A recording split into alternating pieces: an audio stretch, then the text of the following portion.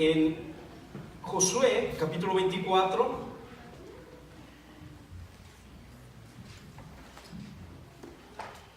Es un discurso de despedida de Josué, pero ustedes estaban dando lectura del 1 al 15 y el mensaje lo quiero centrar realmente en esto que declara Josué al pueblo de Israel.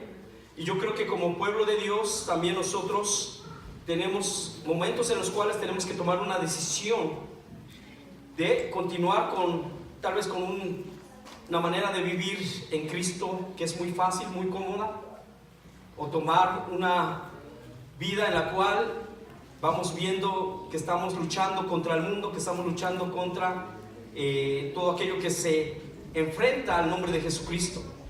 Y déjeme decirle, realmente Jesucristo dijo: si a mí me persiguieron, ¿qué no van a hacer con ustedes? Amén. Pero debemos de confiar. Él le dice a sus discípulos en una ocasión: porque yo he vencido al mundo. Realmente, hermanos, en Cristo, cuando Él es el Señor de nuestras vidas, sabemos que hay luchas, que hay dificultades, pero también hay muchas bendiciones. Y una gran bendición es simplemente vivir cada día en Él, vivir bajo su señorío, vivir bajo realmente su compañía continua en nosotros. Si ya tiene la escritura, ahí en Josué 24, vamos a leer dos versículos, el 14 y el 15. Si quiere enfocar su vista, Reina Valera de 60 dice así: en el nombre del Padre, del Hijo y del Espíritu Santo. Al final de los dos versos que leemos, vamos a ir al Señor en oración. Amén. Dice: ahora pues temed a Jehová. Fíjense bien lo que está diciendo.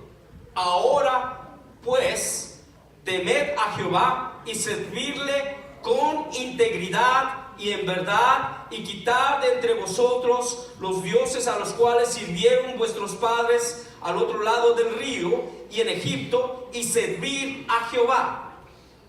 Versículo 15: y si mal os parece servir a Jehová, escogeos hoy a quien sirváis, si a los dioses a quienes sirvieron vuestros padres cuando subieron al otro lado del río, o a los dioses de los amorreos en cuya tierra habitáis, pero yo y mi casa serviremos a Jehová. Amén. Bendito sea el Señor. Amado Padre Celestial, te alabamos, te bendecimos. Es en el nombre de Jesucristo, Padre, que estamos delante de tu presencia, pidiéndote, amado Señor, que tu Santo Espíritu abra el entendimiento de aquel que no te conoce aún. Padre, aquellos que te conocemos, deseamos fervientemente hacer tu voluntad, pero hemos reconocido que necesitamos de tus fuerzas, necesitamos de tu poder, necesitamos de tu gracia. Sin ti nada podemos hacer. Padre, danos de esa gracia, Señor amado, y concédenos ser siervos obedientes, siervos en los cuales tú hayas complacencia, hijos en los cuales tú, Señor, no te avergüences. Es en el nombre de Jesús que oramos y damos gracias. Amén, amén. Pueden tomar su asiento, amados hermanos. Dios les bendiga en esta mañana, en esta tarde.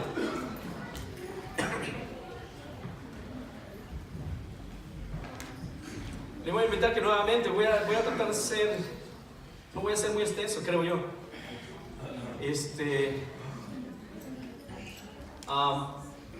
Ante todo, déjeme decirle que estos días que estuvimos fuera los extrañamos.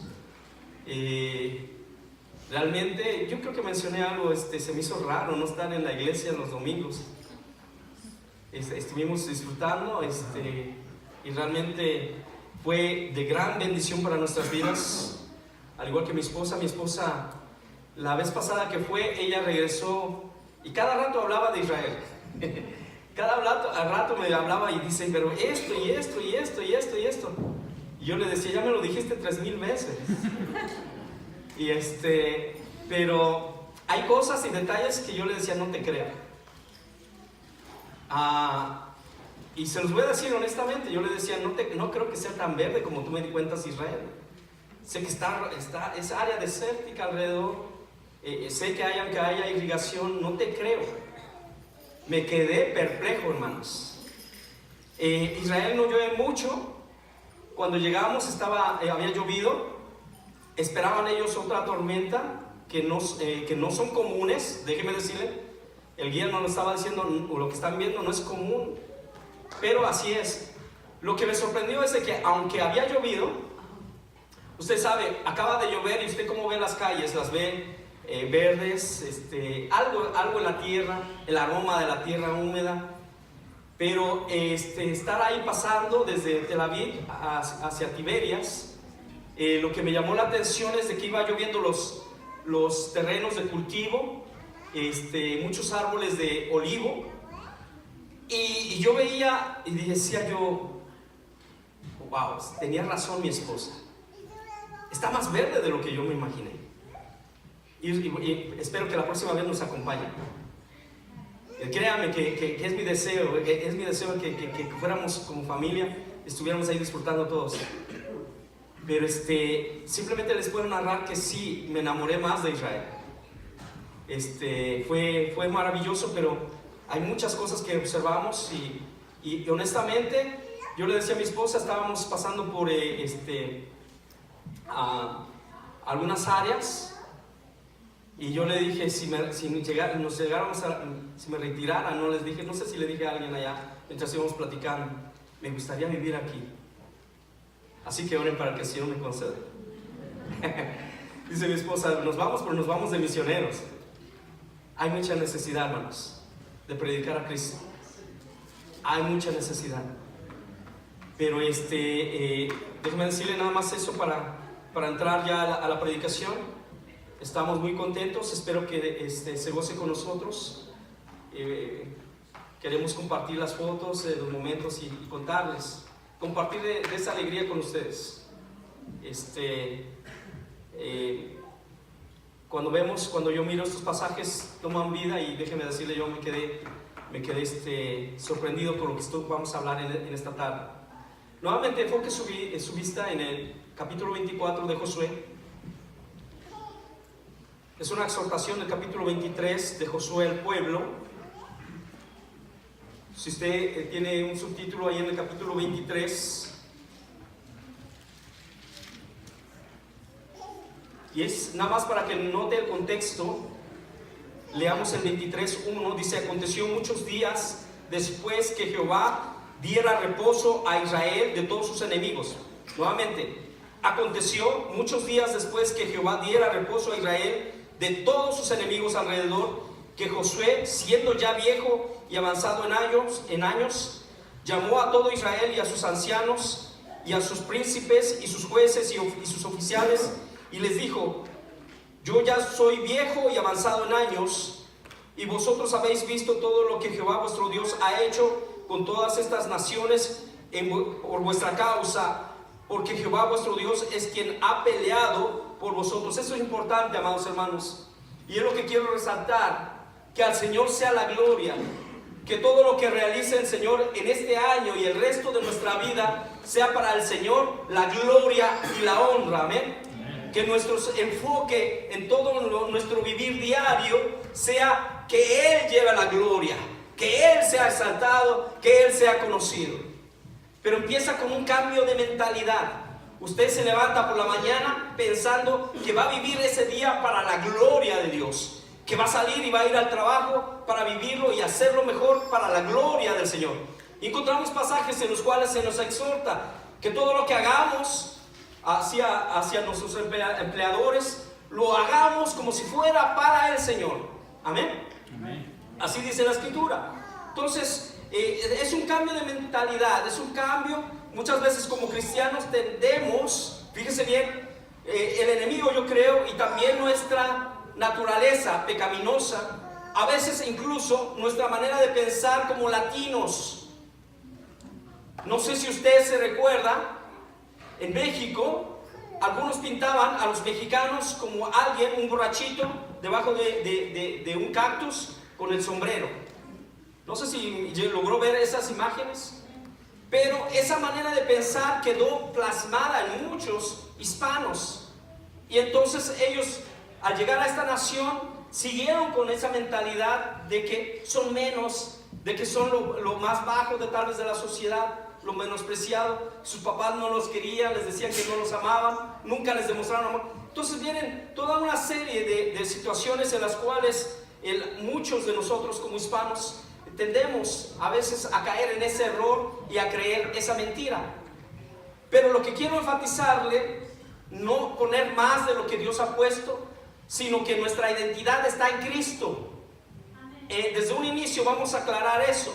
Ahora lo que somos, lo somos por causa de aquel que nos amó y se entregó a sí mismo por nosotros. Hablando de Jesucristo. Por su obra es que somos lo que somos. Por su gracia es que somos salvos. Amén. Fíjense bien, nuevamente regresemos y enfoquémonos en la nación de Israel y veamos lo que Josué está hablando al pueblo. Dice versículo 3 nuevamente: y vosotros habéis visto todo lo que Jehová vuestro Dios ha hecho con todas estas naciones por vuestra causa, porque Jehová vuestro Dios es quien ha peleado por vosotros. Amén. Es Dios el que estaba haciéndolo, es Dios el que estaba dando el favor a Israel. Y ya se lo dejo porque es interesante cuando usted está estudiando la Biblia, entendamos lo que pasó, lo que está haciendo Josué en este momento. Ya en el capítulo 24 es un discurso de despedida. El 23 está mencionando que él mismo está llamando a los ancianos, los está exhortando y les está diciendo: yo ya soy viejo, avanzado en edad. Pero ya en el 24 dice nuevamente: reunió Josué a todas las tribus de Israel en Siquem.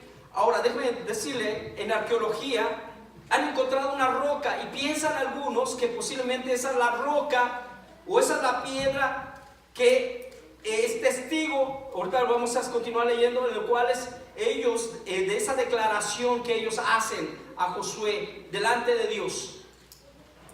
Miren conmigo: y llamó a todos los ancianos de Israel y sus príncipes y sus jueces y sus oficiales, y se presentaron delante de Dios. Esto es importante, que empezamos a entender que el pueblo de Israel se reúne, pero esencialmente están ellos reconociendo a Dios, están en presencia de Dios, todos los oficiales, todos los príncipes, todos los jueces. Amén. Versículo 2: y dijo Josué a todo el pueblo: así dice Jehová, Dios de Israel: vuestros padres habitaron antiguamente al otro lado del río, esto es, Taré, padre de Abraham y de Nacor, y servían a dioses extraños, y yo tomé a vuestro padre Abraham del otro lado del río y lo traje por toda la tierra de Canaán, y aumenté su descendencia y le di a Isaac. Él empieza a recordarles el pasado, él empieza a recordarles de dónde vienen ellos, cómo es que Dios llama a Abraham y cómo es que Abraham vivía al otro lado del río. Y fíjense bien que es interesante lo que está diciendo Josué en el versículo 2. Dice: vuestros padres, la parte 2 de ese versículo, habitaron antiguamente al otro lado del río, esto es, Taré, padre de Abraham y de Nacor. Ese es el significado, no voy a entrar a eso, pero es importante tomarlo en cuenta, lo que está simbolizando, lo que representa Taré, lo que representa no solamente Abraham, lo que representa en este caso Nacor. Dice lo interesante, ahí continúa diciendo: y servían a quienes, a dioses extraños. Versículo 3: y yo tomé a vuestro padre Abraham del otro lado del río y lo traje por toda la tierra de Canaán, y aumenté su descendencia y le di Isaac. A Isaac di Jacob y Esaú, y a Esaú di el monte de Seir para que lo poseyese. Pero Jacob y sus hijos descendieron a Egipto, y yo envié a Moisés y a Aarón y herí a Egipto conforme a lo que hice de en medio de él. Después os saqué a vuestros padres de Egipto, y cuando llegaron al mar, los egipcios siguieron a vuestros padres hasta el mar Rojo con carros y caballería. Y cuando ellos clamaron a Jehová, él puso oscuridad entre vosotros y los egipcios, e hizo venir sobre ellos el mar, el cual los cubrió, y vuestros ojos vieron. Fíjense bien lo que está diciendo: y vuestros ojos vieron lo que hice en Egipto. Después estuvisteis muchos días en el desierto. Entienda esto, los está llevando a una historia en la cual ellos vivieron todo eso. Era una descendencia en la cual sus padres habían experimentado ellos mismos esto.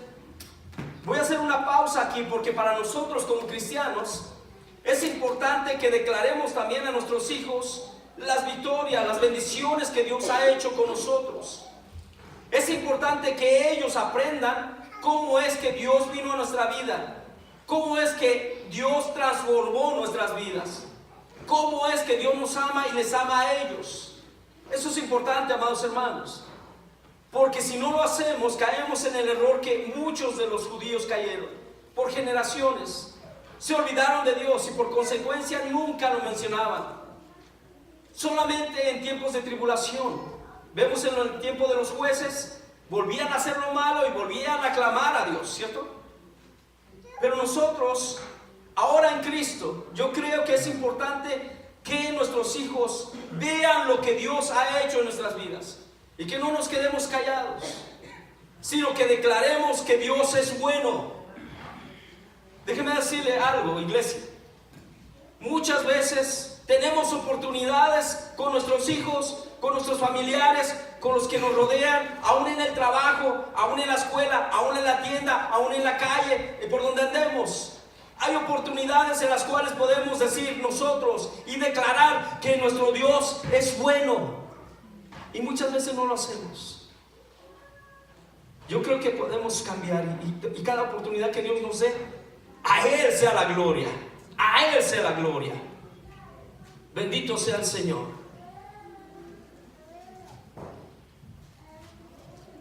Es interesante que si usted continúa leyendo estos versículos, está narrando cómo es que Dios, en el capítulo 23, veíamos cómo es que Dios es el que había peleado por ellos y les había dado victoria. Pero ahora, enfóquese nuevamente en el versículo 12.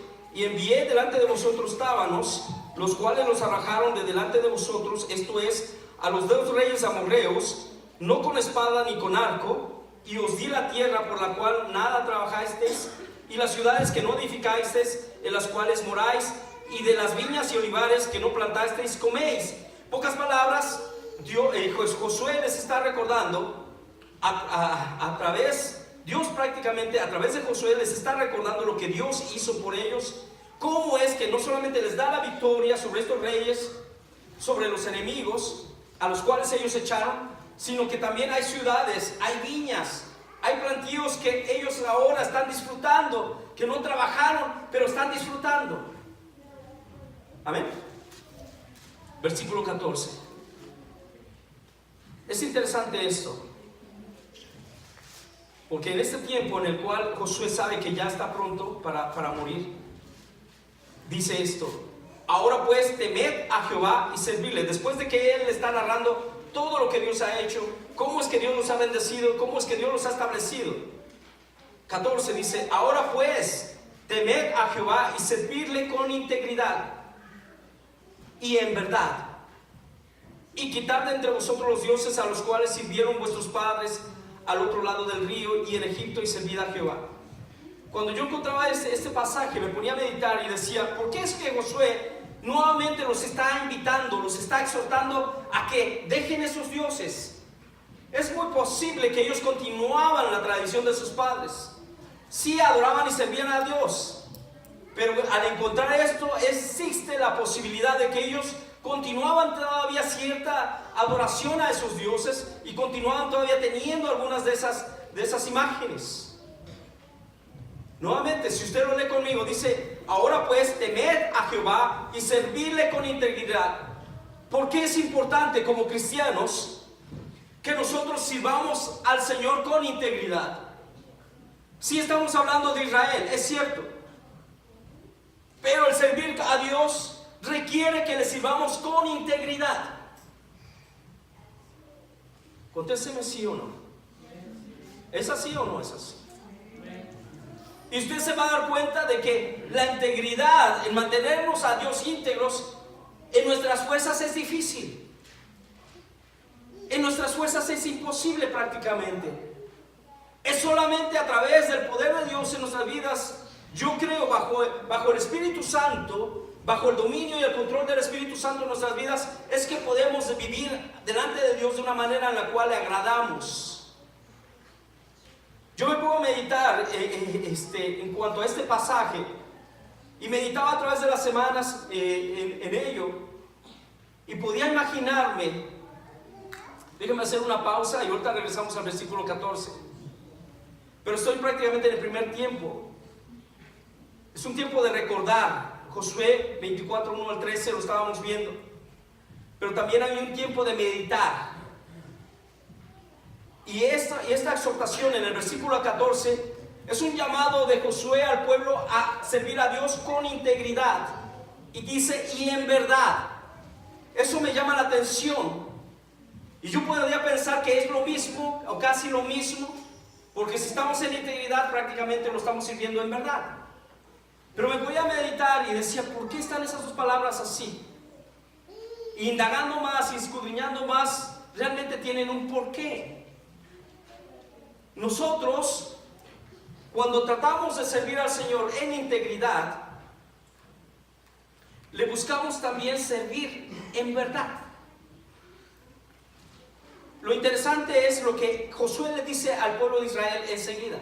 Les dice ahora pues temed, eso es importante, le dice temed a Dios, temed a Jehová y servirle con integridad y en verdad.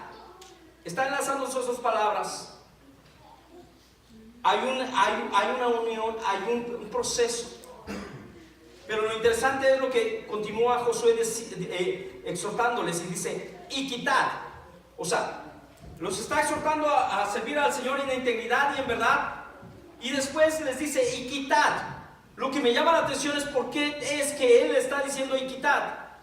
Yo entiendo que si alguien está en integridad y en verdad sirviendo a Dios, por consecuencia Él ya quitó todo aquello que estorba su relación con Dios, ¿cierto o no?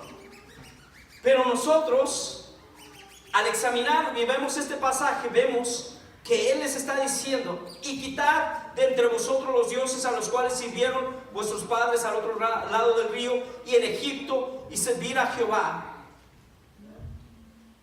Muchas cosas vienen a nuestra vida y lamentablemente tenemos muchas cosas en las cuales nuestra relación con Dios también es afectada. Y unas de las cuales yo creo que más nos afectan es el guardar resentimiento, el guardar rencor en contra de alguien. Pero cuando vemos los ídolos que ellos estaban adorando, nos ponemos a pensar qué es lo que se ha vuelto un ídolo, de tal manera que también está afectando en mi relación con Dios y no puedo servirle y adorarle con integridad y en verdad. Cada uno de nosotros tenemos que examinarnos y pensar y meditar. Y para eso es necesario que nos detengamos y autoexaminemos y veamos cómo está nuestra vida delante de Dios. En otras ocasiones he mencionado que cuando buscamos a Dios de todo corazón, cuando usted va al Señor en oración, cuando usted está delante del Señor buscando su rostro fervientemente en oración, la palabra misma nos está hablando, nos está reflejando, es como un espejo que nos hace ver las imperfecciones. La palabra misma es la cual nos va limpiando y nos va haciendo ver qué área de nuestra vida, qué es el pecado, cuál área nos está siendo ya un ídolo o algo que afecta nuestra relación con Dios. Muy pocos, creo yo, muy pocos creyentes se detienen a examinarse y le preguntan de una manera sincera a Dios: heme aquí, enséñame, o hazme entender cómo estoy, o hazme, Señor, o dame la fuerza para quitar esto de mi vida. Hace aproximadamente unos meses estaba pasando un tipo de estudiando acerca del perdón, y encontré esos pasajes mientras uno está estudiando acerca del perdón, cuando el Señor Jesucristo le enseña a sus discípulos y les enseña a orar. Y les dice: cuando ustedes oren, digan esto, digan así. Y dentro de esa oración modelo, encontramos que también dentro de la oración, recuerde usted que decimos al Padre, y perdona nuestras ofensas, así como también perdonamos a los que nos ofenden. Ahora, yo sé que estoy hablando delante de santos, que han perdonado absolutamente toda ofensa de todos aquellos que les han ofendido. Pero si usted es como yo, lamentablemente hay a veces dificultad para perdonar.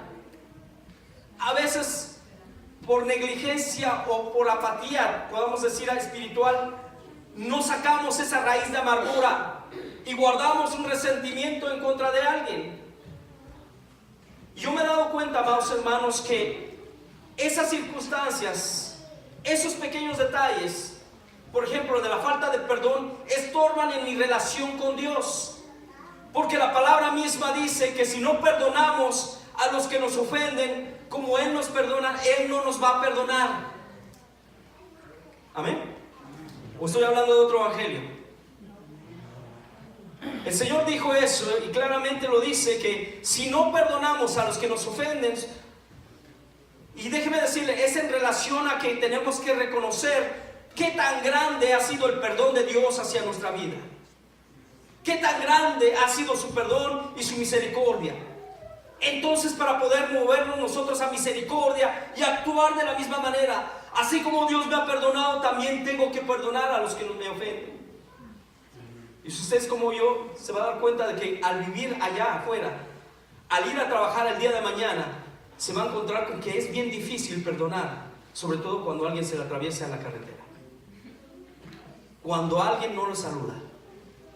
Es más, no vamos a ir muy lejos, aquí en la iglesia, sin querer alguien no saludó a alguien y dice, ¿y ahora qué tendrás, hermano, contra mí? ¿O me equivoco? ¿O nada más sucede allá en México o en otros países? Pero lamentablemente aún así, en medio nuestro, hay detallitos que a veces permitimos que esas raíces de amargura, esas raíces, esas heridas, déjeme decirle, en nuestra ropa por lo general usamos ropa y a veces, muchas veces tienen botones, ¿cierto o no? Y si usted sabe, antes de su vida en Cristo, antes de que usted fuera un santo, déjeme decirle, esas son las buenas nuevas. La Biblia dice que somos santos. Se acabaron los amenes. La Biblia dice que somos santos. Y no porque seamos perfectos, es por causa de Él que somos santos. Amén. Por causa de nuestro Señor, por causa de su obra, por causa de que ahora su Espíritu Santo está en nosotros y somos santos de Dios. ¿Estamos en proceso de perfección? Sí. Pero la realidad es que esa es nuestra identidad en Cristo, somos santos. Pero la realidad también es de que tenemos botones. Y en esa imperfección, usted sabe, cuando usted se peleaba antes de ser cristiano, porque ahora no se pelea, ¿verdad? Su esposa o su esposo sabía qué botoncito tocar. A veces los hijos también aprendieron a saber qué botón tocarle cuando querían que usted les prestara atención. ¿Cierto o no? Y yo creo que es tiempo de que esos botones desaparezcan, porque en Cristo tenemos que perdonar como Él nos perdona. Eso nada más es para dar un ejemplo. Podía tocar varios ejemplos y varios tipos en los cuales nuestra vida a veces deja que esos ídolos nos estorben en nuestra relación y tenemos que sacarlos porque estorban en nuestra relación con Dios. Y no podemos servirle realmente con integridad y en verdad, por causa de que permitimos que pecado, sobre todo, afecte nuestra vida. ¿Cuántos de nosotros cada día se disponen a no pecar contra Dios? ¿Cuántos de nosotros sales por la mañana, te levantas, oras a Dios y declaras dentro de ti, este día lo voy a vivir para la gloria de Dios, este día no voy a pecar contra mi Dios? Y en muchas iglesias yo diría que se acabaron los amenes, porque no es una costumbre. Cuando en realidad nuestra manera de vivir, nuestra nueva identidad en Cristo debería de ser esa. de que vivimos en santidad para gloria de Dios. Eso es lo que está diciendo Josué prácticamente al pueblo. Recuerda de dónde has salido. Recuerda de dónde te ha sacado el Señor. Recuerda lo que Dios ha hecho por ti. Y toma una decisión. Toma un momento en el cual decidas. Léalo conmigo en el versículo 15. Y si mal os parece servir a Jehová, escogeos hoy a quien sirváis. Si a los dioses a quienes sirvieron vuestros padres cuando subieron al otro lado del río, o a los dioses de los amorreos en cuya tierra habitáis. Pero yo y mi casa serviremos a Jehová. ¿Cuántos de nosotros podemos declarar eso? No lo lea, declárelo en su vida. No tiene caso venir a la iglesia y salir igual. Tiene que haber un momento decisivo. Tiene que haber un momento en el cual usted diga: pero yo y mi casa serviremos al Señor. No podemos vivir como hemos vivido muchas veces, sin Dios y sin esperanza. Prácticamente las estadísticas dicen que en la iglesia todo lo que acontece en el mundo casi pasa también en la iglesia. El nivel de divorcios es igual casi, fuera y dentro de la iglesia. Y si viniera Cristo, ¿qué diría? Esa es mi novia, no es mi novia, no es mi iglesia. Entonces entenderíamos lo que Josué le está diciendo al pueblo de Israel, como si nos los estuviera diciendo a nosotros. Tenemos que escoger a quién servir. O a los dioses que sirvieron nuestros padres, o a los dioses que estaban al otro lado del río. Y en nuestro caso, en nuestra vida anterior, si volvemos a nuestra vida anterior, o servimos en integridad y en verdad al Dios verdadero. Déjeme decirle que el hecho de que no tomamos una decisión firme afecta muchas veces en nuestros hogares, afectan en nuestro matrimonio, afectan en nuestra familia, afectan en la iglesia, y por consecuencia la iglesia no tiene luz. La iglesia no es sal de la tierra en este mundo. ¿Por qué? Porque no ha tomado un tiempo de decisión, no ha tomado un tiempo de meditación. Y sí, podemos mencionar muchas cosas que el Señor dice a través de su palabra, amados hermanos. Y déjeme decirle, de una manera práctica lo vemos en los últimos mensajes a las iglesias que Jesús le está dando. Ahorita lo voy a llevar, vamos a ir a Apocalipsis capítulo 2.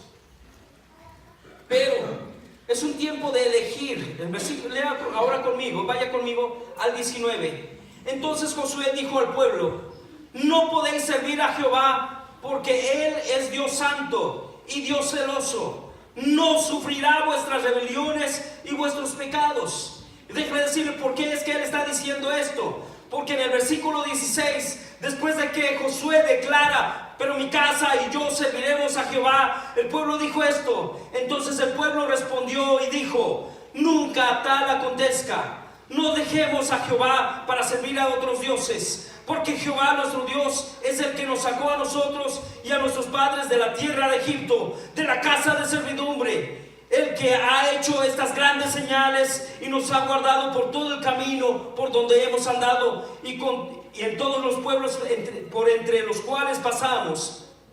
Y Jehová arrojó delante de nosotros a todos los pueblos y al amorreo que habitaba en la tierra, y nosotros pues también serviremos a Jehová, porque Él es nuestro Dios. Esas palabras ya las había oído Josué anteriormente, cuando Moisés los está llevando al Sinaí. Y después de que les declara las leyes del Señor, el pueblo dice: sí lo haremos, sí obedeceremos a Dios. ¿Y qué pasó? Inmediatamente después Josué ve, no solamente Moisés sube al monte, 40 días, hermanos, 40 días bastaron. El pueblo acababa de declarar que iba a servir al Señor. 40 días Moisés está allá y el pueblo empieza a decir: no sabemos lo que habrá pasado con Moisés. Van con Aarón y les dice: haznos un Dios. Y es increíble lo que Aarón le contesta a Moisés. Pero si usted se recuerda, prácticamente ellos traen sus joyas y las echan. Y yo no sé cómo es que Aarón se atrevió a decirle a Moisés: pues echamos eso y salió eso. ¿En qué cabeza cabe? Lo triste es de que Moisés si se pone usted a pensar, no solamente el celo santo, pero la decepción de Moisés, viene con las tablas, viene con la ley del Señor que él mismo escribió, y ve de repente todo el pueblo están en fiesta, están en júbilo, pero imagínense una depravación total en muchos, en la gran mayoría. Y ahora están adorando a ese becerro. Imagínense a un Moisés encolorizado, tal vez, yo en mi opinión no sé, estaba tan molesto que deja caer, se rompen las tablas. Pero es el mismo pueblo. Josué miró y escuchó lo que el pueblo había escuchado en esa generación. Sí, serviremos a Dios. Ahora en este pasaje, ya cuando Josué está prácticamente despidiéndose, le está diciendo al pueblo, decidan a quién van a servir. Ellos declaran nuevamente, sí, vamos a servir a Dios. Pero lo interesante es lo que me llama la atención en este pasaje. Josué en el versículo 19, miren lo que dice. Entonces Josué dijo al pueblo, no podréis servir a Jehová. Es interesante porque es que él está diciendo todo lo que han visto, todo lo que han experimentado. Y ahora Josué les dice, no van a poder servir a Jehová porque Él es Dios, dígalo, santo. ¿Y Dios qué? Celoso. No sufrirá vuestras rebeliones y vuestros pecados. Si dejareis a Jehová y sirviereis a dioses ajenos, Él se volverá y os hará mal y os consumirá después que os ha hecho bien. La Biblia me enseña que Dios no ha cambiado. Dios sigue siendo el mismo ayer, hoy y por los siglos. Estamos en un tiempo de gracia, gloria a Dios. Estamos en un tiempo en que hemos recibido esta gracia inmerecida, gloria a Dios. Pero Dios no ha cambiado, Dios sigue siendo celoso, Dios sigue siendo santo. Y es necesario que nosotros tomemos una decisión. No lo deje para mañana. Mañana puede ser demasiado tarde. Si tú no has recibido a Jesucristo como tu Salvador, puedes morir en esta noche e ir al infierno. Hoy es el día de salvación. Para todo cristiano, hoy es el día decisivo. Tenemos que vivir de una manera recta delante de Dios. Servir a Dios con integridad y en verdad. Eso lo tiene que declarar usted y yo todos los días. Porque para mí el vivir es Cristo y lo demás es ganancia, amados hermanos. Tenemos que tomar una decisión realmente firme. Y mi exhortación a través de este pasaje es, iba a hablar más acerca de que el amor de Cristo es el que nos impulsa. En la segunda parte del mensaje, posiblemente en otra ocasión mencione o predique acerca del amor de Cristo, que Él es el que nos constriñe, dice la Escritura. Pero prácticamente al encontrar, y estoy concluyendo con esto, constriñir, estaba estudiando la palabra y empecé a buscar los pasajes en los cuales habla del amor de Cristo, del amor de Dios. Y déjeme decirle, la raíz en sí es como poner presión para obtener algo. Usted cuando está usando la pasta de dientes normalmente tiene que poner presión para que salga la pasta de dientes, ¿cierto o no? En esa manera nos somos constreñidos, el amor de Cristo nos impulsa. Esta presión y todo lo que Dios permite a nuestro alrededor hace que vayamos hacia adelante, llevando su propósito, llevando su mensaje, llevando una vida en la cual Él se glorifica. Una vida en la cual Él diga, este es mi hijo o esta es mi hija. Y no que Él se avergüence, como muchas veces lo hemos avergonzado. Concluyo con esto. Tienes que decidir hoy, o servir al Señor en verdad, en integridad y en verdad, o seguir viviendo así. Póngase de pie, vamos al Señor en oración y pidámosle al Señor de su gracia.